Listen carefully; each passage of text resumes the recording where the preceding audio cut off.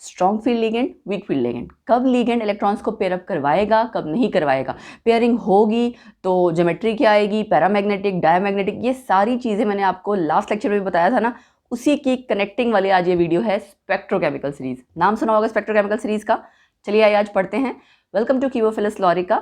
शुरू करते हैं आज का हमारा लेक्चर एक बहुत इंपॉर्टेंट टॉपिक के साथ जिसका नाम है स्पेक्ट्रोकेमिकल सीरीज।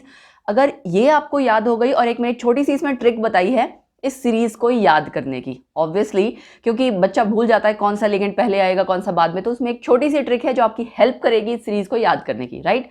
वो अगर इस वीडियो को लास्ट तक देखेंगे और वो अगर आपने समझ ली तो आपको सीरीज भी अच्छे से याद हो जाएगी और उसके बाद ये भी पता लग जाएगा कब आपको कौन सा लिगेंड जो आपको कॉम्प्लेक्स दिया जाता है ना, transition metal complex FeCN6 4 negative 3 negative, ठीक है, कोबाल्ट के साथ और जितने भी लिगेंड्स हैं उन सबके साथ, वाटर के साथ, एमोनिया के साथ, ये कुछ लिगेंड्स ऐसे हैं जिनके रिगार्डिंग क्वेश्चंस बहुत पूछे जाते हैं। तब आपको इस सीरीज की हेल्प से ये बहुत इजीली आइडिया लग जाएगा कि कब पेयर अप करवाना है, कब नहीं करवाना, ज्योमेट्री, पैरामैग्नेटिक, ये सारी चीज़ें पता लग जाएंगी, राइट। सो एक चीज़ और, जिन बच्चों ने अभी तक पिछली 2 वीडियोस नहीं देखी हैं, VBT and trick for VBT, valence bond theory, और उससे रिगार्डिंग जो ट्रिक, वो प्लीज़ देख लो। लिंक आपको ऊपर नजर आ रहा होगा, डिस्क्रिप्शन बॉक्स में भी आपको मिल जाएगा। आप उन दोनों वीडियोस को अच्छे से देखना, फिर इस वीडियो को देखना, ठीक है। चलिए शुरू करते हैं। अब सबसे पहली बात की स्पेक्ट्रोकेमिकल सीरीज है क्या। देखो, जितने आपके लिगेंड्स हैं ना, वो सबकी आप ये कह सकते हो कि एक तरह से अलग अलग अपनी एक पावर है कि वो कितना स्प्लिटिंग करा सकेगी, ठीक। स्प्लिटिंग आपको अभी पता लग जाएगा क्या है, थोड़ा धैर्य रखिए, धीरज रखिए।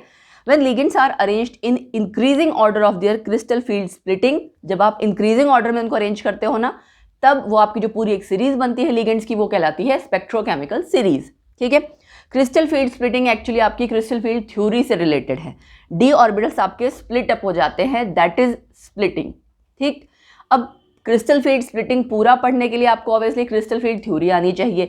अगली वीडियो क्रिस्टल फील्ड थ्योरी पे है। आपको पता है जितनी वीडियोस मैं बनाती जा रही हूँ वो एक कड़ी में है, मतलब ये सारी चीज़ें इंटरकनेक्टेड है। अगर बच्चे को एक भी टॉपिक नहीं आता होगा तो समझ में नहीं आएगा। सो इट्स बेटर कि आप जितने टॉपिक्स मैं करवाते जा रही हूँ इनऑर्गेनिक के, अभी तक जितने रिसेंटली मैंने करवाए हैं वो सब कनेक्टेड है।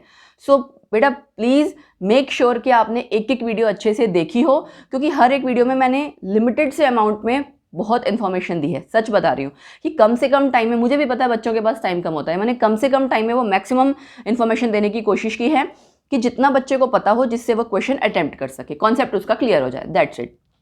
चलिए, अब जो लिगेंड्स आपके क्रिस्टल फील्ड स्प्लिटिंग बहुत कम लेवल तक कराते हैं या कम करवाते हैं वो आपके वीक फील्ड लिगेंड्स हैं, और जो आपके ज़्यादा करा पाते हैं वो है आपके स्ट्रॉन्ग फील्ड लिगेंड्स, ठीक है। इन शॉर्ट आपको भी पता है पेयरिंग कौन करवाता है, स्ट्रॉन्ग फील्ड लिगेंड्स, है ना। अब पहले हम सीरीज, वो जो आपकी पूरी सीरीज है वो देख लेते हैं, उसके बाद मैं इसके बारे में, इससे रिलेटेड चीज़ें बताऊंगी। पूरी वीडियो आपको 10 से 15 मिनट में पूरी स्पेक्ट्रोकेमिकल सीरीज के बारे में पता लग जाएगा, ठीक है। देखो, बहुत लंबी सीरीज है और ये सीरीज मैंने 3-4 बुक्स और जर्नल्स, कई चीज़ों को पूरा कंसीडर करके उसके बाद एक सीरीज़ यहाँ बनाई है आपको। अगर आप ये सोचो किसी एक बुक में पूरी सीरीज़ मिल जाएगी तो नहीं है, मैं सच बता रही हूँ। मैंने खुद स्पेक्ट्रोकेमिकल सीरीज जब भी अपना टॉपिक तैयार किया या जब आप लोगों के लिए वीडियो नोट्स लिखे हैं, ये सीरीज़ मैंने 4-5 बुक्स से कंसीडर करके उसके बाद बनाए हैं, ठीक है। जेडी ली, जेम्स हुई, ये जितनी इंपॉर्टेंट बुक्स हैं उनको सबको कंसीडर किया। मिसलर एंड टार, ये वो फॉरेन ऑथर्स की बुक हैं जो, मतलब आप ये होता है ना कि कोई चीज़ अगर आप पढ़ा रहे हो करेक्ट पढ़ाओ, है ना, अदरवाइज बहुत बुक्स में मिस्टेक भी होती हैं। सो प्लीज़ मेक श्योर कि आप ये जो सीरीज़ है अच्छे से नोट डाउन कर लीजिएगा। शुरुआत हम कहाँ से कर रहे हैं, यहाँ से, क्योंकि ये आपका स्ट्रॉन्ग फील्ड लिगेंड्स है। आप देख सकते हो इंक्रीजिंग फील्ड स्ट्रेंथ, ठीक है। मतलब इधर वाले लिगेंड्स जो हैं आपके, अब एक्चुअली जगह कम थी इस वजह से मुझे ऐसे लिखना पड़ा, तो इधर वाले जो आपके लिगेंड्स हैं ये स्ट्रॉन्ग फील्ड लिगेंड्स हैं, ठीक। साइनाइड, कोबाल्ट या कोबाल्ट नहीं सॉरी कार्बोनिल, ये आपको ऑलरेडी पता है कि स्ट्रॉन्ग फील्ड लिगेंड्स है, ये आपने सबसे ज़्यादा पिछले वाले लेक्चर्स में भी सुन रखा है मेरे मुंह से। उसके बाद ये 2 लिगेंड्स हो सकता है आपने नहीं सुन रखे होंगे, ट्राइफिनाइल फॉस्फीन। फॉस्फीन क्या होता है, PH3, अगर तीनों H को हम हटा दें वहाँ फिनाइल लगा दें, ट्राइफिनाइल फॉस्फीन, ये भी लिगेंड होता है। और बहुत बार जो आपके जैसे CSIR नेट वगैरह का कंपटीशन के एग्जाम्स होते हैं, ठीक है, IIT जी वगैरह के, जैम के, उनमें इस तरह के लिगेंड्स का यूज़ होता है। ऑब्वियसली नीट जी वगैरह में इतने हाई लेवल का लिगेंड नहीं पूछते हैं, बट सिंपल क्वेश्चन आते हैं, बट बाकी जगह पूछते हैं। उसके बाद क्या है आपका, मिथाइल होगा ये। उसके बाद नाइट्रो NO2, यहाँ पे आपकी बॉन्डिंग किससे है वो पता होना चाहिए, राइट। देन फिनेंथ्रोलिन, कई बार लिखा होता है OPHEN, ये PHEN उसका शॉर्ट फॉर्म है इसी का। फिर बाय पिरिडिल, ठीक है। Then in, ethylene diamine. तो ये शॉर्ट फॉर्म्स भी पता होने चाहिए जो कि आपको पता लगते हैं कोऑर्डिनेशन कंपाउंड से। तभी बेसिक्स की जब मैं बात करती हूँ तो बच्चे को हर एक चीज़ पता होना चाहिए। अगर बेसिक में आपकी सारी चीज़ें आती हैं, अगर आपको EN नहीं पता होगा क्या है तो आप अप्लाई भी नहीं कर पाओगे, राइट। इथाइलिन डाइएमीन, अमोनिया और पिरिडिन ऑलमोस्ट बराबर हैं। EDTA, ethylene diamine tetraacetic acid. Then NCS में एन डोनर है आपका, ठीक है। उसके बाद वाटर, ऑक्साइड आयन है। उसके बाद ऑक्स क्या है, ऑक्सलेट आयन, ठीक। यूरिया और OH negative ion almost equal हैं। देन आपके हेलोजेंस आ जाते हैं, F नेगेटिव। हेलोजेंस के बाद अब जैसे ये N3 नेगेटिव है, नाइट्राइड आयन, ये कम यूज होता है, बट मैंने ओवरऑल कंबाइन करके बनाई है ताकि हर बच्चे के लिए ये पॉसिबल हो सके इसको पढ़ना, ठीक। NO3 नेगेटिव, यहाँ आपका नाइट्राइड था, यहाँ आपका नाइट्रेट है। कौन सा, इन दोनों में भी पूछ लिया जाता है क्वेश्चन, ठीक है। तो आपको ध्यान रखना है नाइट्रेट कब आता है, नाइट्राइड कब आता है, थायोसाइनेट कब आता है, आइसोथायोसाइनेट कब आता है। थायोसाइनेट यहाँ क्या है, आइसोथायोसाइनेट। चलो उसके बाद क्लोराइड आयन, फिर SCN, यहाँ पे S डोनर है, सल्फर डोनर है। सल्फाइड आयन, ब्रोमाइड, आयोडाइड, ठीक है। तो यानी आपको ये सीरीज याद होनी चाहिए। हाँ, अपने अकॉर्डिंग जो लिगेंड्स आपको थोड़ा, मैंने इसमें कुछ लिगेंड्स मिस भी किए हैं अभी, ठीक है, जो बहुत ही ज़्यादा ऐसे थे, मैंने सोचा कि चलो ठीक है इसके बिना बच्चे का काम चल जाएगा। इसमें आप कुछ लिगेंड्स मिस कर सकते हो बट ज़्यादा नहीं। नाइट्राइड आयन मिस कर सकते हैं आप, चलिए चल जाएगा काम, है ना। उसके अलावा आई डोंट थिंक सो, या PH3, ये दोनों, और एक फिनांथ्रिलिन। कुछ बच्चे ये मिस कर सकते हैं बट नॉट एवरीबडी, बिकॉज मैंने आपको पहले बता दिया एग्जाम्स में इनके ऊपर भी क्वेश्चन बेस्ड आते हैं। चलो, जो स्ट्रॉन्ग फील्ड लिगेंड्स हैं वो पेयरिंग करवा देंगे, जो वीक फील्ड लिगेंड है वो पेयरिंग नहीं करवाएंगे, ठीक है।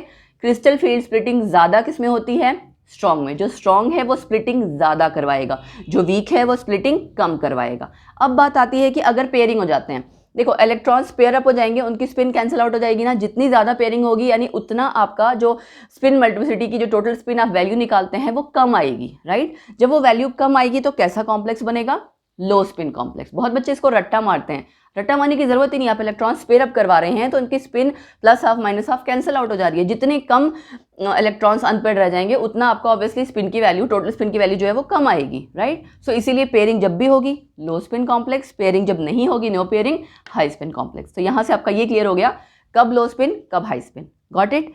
इनर ऑर्बिटल आउटर ऑर्बिटल मैं आपको पहले बता चुकी हूँ। ज्योमेट्री, हाइब्रिडाइजेशन, अनपेयर्ड इलेक्ट्रॉन्स, ये सारी चीज़ें मैं आपको पहले ही बता चुकी हूँ लास्ट वाली वीडियो में। एज अ ट्रिक जो हमने स्टडी किया था वो, उस वीडियो को आप ज़रूर देखिएगा। चलिए, अब इसमें आपको जो मुझे बताना है वो ये, अगर आपने स्टार्टिंग में देखा होगा यहाँ पे C डोनर, कार्बन डोनर वाले, उसके बाद N डोनर, ये N वाले हैं ना सारे, बायोपिरिडिन वहाँ पे भी N डोनेट कर रहा है, इथाइलिन डाइमीन में N डोनेट यानी N यानी नाइट्रोजन, अमोनिया, पिरिडिन, इन सब में N डोनेट कर रहा है।